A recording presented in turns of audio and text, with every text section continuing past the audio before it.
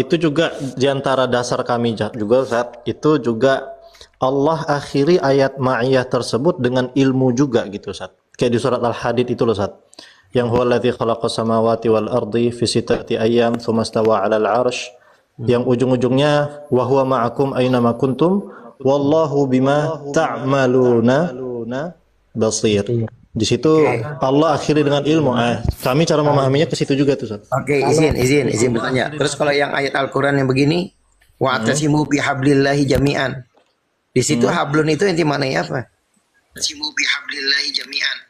Wa'tasimu bihablillahi. Kalau diartikan Wallahu a'lam Ustaz. Saya belum pelajari itu Ustaz. ya kalau diartikan tekstual tali Bang. Iya, kan Dan kita sampai hari ini dari zaman Nabi Adam. Perintah Allah kita harus pegang. Kalau kita nggak pegang dosa dong kita.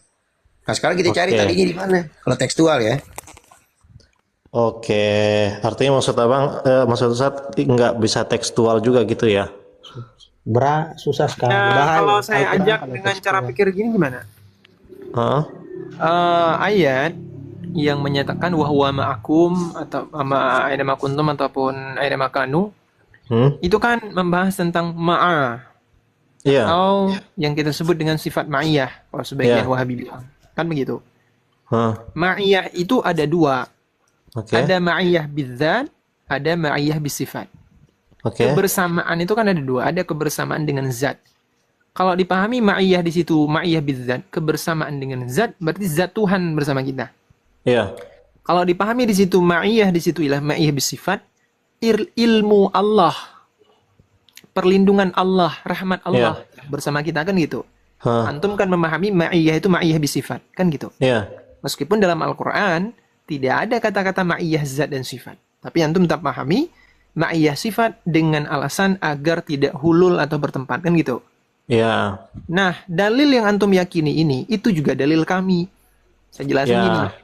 Ar-Rahmanu 'alal arsy istawa. Itu membahas tentang sifat fauqiyah.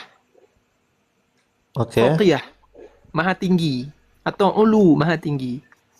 Sama juga ulu atau fauqiyah, maha tinggi. Itu ada dua. Ada ulu bidzat, ada ulu bisifat. Ulu bidzat atau bahasa lainnya ulu bil makan wal makanah. Tinggi dengan tempat atau tinggi dengan kedudukan. Sama juga kami meyakini hal yang sama. Kalau dikatakan ulu bidzat, zat Tuhan itu ada di arah atas. Maka itu bertempat dan berarah dan itu diakui oleh ulama-ulama Salafi Wahabi. Maka dengan alasan yang sama agar tidak dipahami bahwa Allah bertempat, maka kami katakan Allah maha tinggi bimulki wa sultan. Ulu Allah itu bukan ulu bil makan, tapi bil makanah. Jadi kalau alasannya itu ma'iyah Allah, ma'iyah bisifat dengan alasan tidak bertempat, kami juga katakan hal yang sama. Fauqiyah Allah itu fauqiyah bisifat agar tidak bertempat. Sama juga. Bisa dipahami ya? Paham, ngerti. Saya baru sadar sedalam ini loh Ustaz dia saja. Setelah ini sangat dalam Ustaz. Sebenarnya kalau mau dibahas lagi yang pembahasan nih bagaimana Asy'ariyah melihat ayat-ayat mutasyabihat itu aslinya lebih dalam lagi dari ini, banyak qaul, cuman ya sudahlah, sekiranya kita bahas itu yang kita bahas di umum, sekiranya orang awam itu ketika melihat ayat itu pertama tidak bingung, kedua tidak menisbatkan sesuatu yang buruk kepada Allah. Sudah.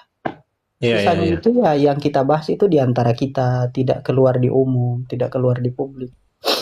Atau tergantung siapa lawan bicaranya mungkin ya Ustaz ya.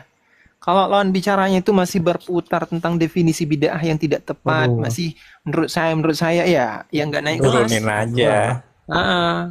Jadi kita udah naik kelas membahas sesuatu yang jauh lebih detail, kita kupas kitab Wahabi sendiri, mereka masih ini bid'ah. Jadi nggak naik kelas.